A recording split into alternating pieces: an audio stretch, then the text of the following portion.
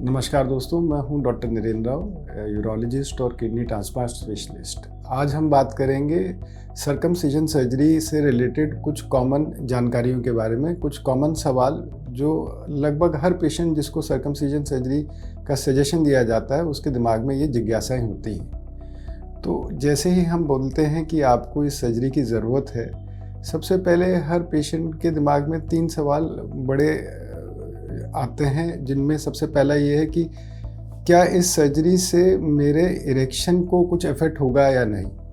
उनको डर ये लगता है कि इस सर्जरी के बाद शायद मेरा इरेक्शन कम होने लगे, मैं सेक्सुअली ठीक से परफॉर्म ना कर पाऊँ और मैं अपने पार्टनर को सेटिस्फाई ना कर पाऊँ। ये एकदम मिथ है।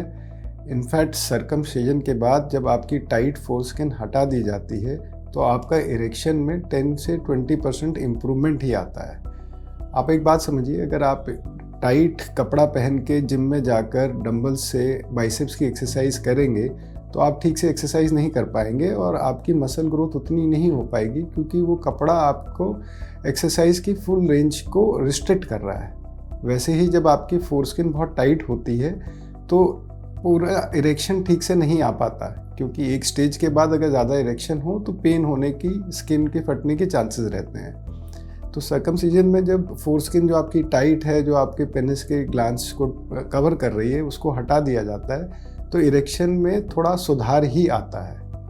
ये हो गई पहली मिथ। दूसरा सवाल हर एक पेशेंट के दिमाग में ये रहता है कि मेरी सर्कमसिजन सर्जरी हो गई, क्या इससे आगे फ्यूचर में मेरे बाप बनने की क्षमता में कोई कमी तो नहीं आएगी। देखिए, ये सेकंड मिथ है। पेनिस का प्रयोग आप यूरिन पास करने के लिए और सेक्सुअल इंटरकोर्स के लिए कर रहे हैं, परंतु इसका आपके फादर बनने की क्षमता से कोई लेना देना नहीं है। वो डिपेंड करता है कि आपका स्पर्म काउंट कैसा है, आपका सीमेन एनालिसिस कैसा है। इस सर्जरी से आपके टेस्टोस्टेरोन, सीमेन क्वालिटी, सीमेन स्पर्म काउंट में कोई इफेक्ट नहीं आ रहा है। अलबत्ता सर्कमसिजन के बाद जब आप ठीक से संभोग कर पाते हैं तो आपके फादर बनने के चांसेस और इम्प्रूव हो जाते हैं। थर्ड सवाल जो आता है दिमाग में लोगों के कि भाई हमारा सर्कमसिजन हो गया, अब मैं स्किन हट गई है, इससे मेरा ग्लैंड्स पेनिस हमेशा अनकवर्ड रहेगा, तो क्या मेरा सेक्स करने की इच्छा, डिज़ायर कम तो नहीं हो जाएगी। देखिए, ये एक बहुत ही सब्जेक्टिव फीलिंग है।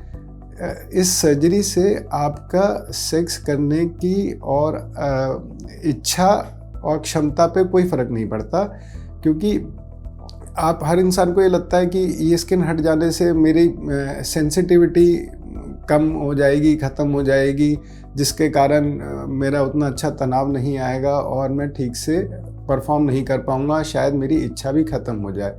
ये बिल्कुल मिथ है, ऐसा कुछ नहीं होता। इनफैक्ट बहुत सारे लोगों में जिनका कि ग्लैंड्स बहुत ज़्यादा सेंसिटिव होता है और इंटरकोर्स के दौरान जब वो पेनिट्रेशन के दौरान उनको बहुत पेन होता है, तो ये स्किन हटा देने के बाद, इस सर्जरी के बाद वो सेंसिटिविटी नॉर्मलाइज हो जाती है।